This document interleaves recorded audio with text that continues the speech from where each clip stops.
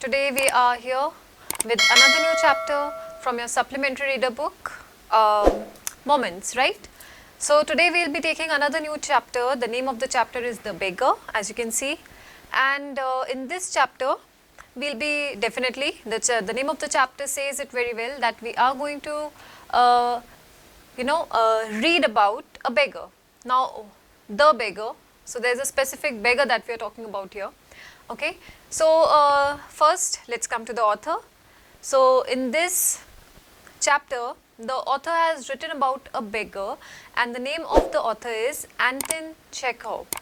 So he is basically a Russian, and he was a Russian, and he still, I say is, generally many a times I use the word is for most of the writers, because I feel that they still live on with their writings, the literary pieces that they have, the beautiful, the amazing, the wonderful literary pieces that they have given to us, to the world, right? So Anton Chekhov is one very famous, I would say, and one of the most celebrated and well-known playwrights. He was a Russian, but he was like world famous, okay?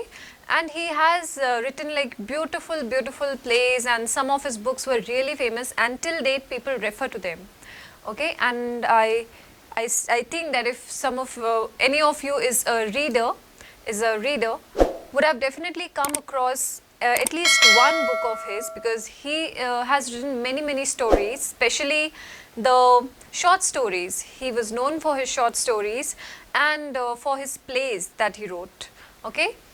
So let's talk about this particular chapter or this particular story that we have today with us, that Anton Chekhov had written, and we are going to read it today, The Beggar. So basically it's about a beggar and what type of life he had and what he becomes. How does he become a beggar, and then what all he does after becoming a beggar. Okay, so we are going to read about all that. So let's begin. The Beggar.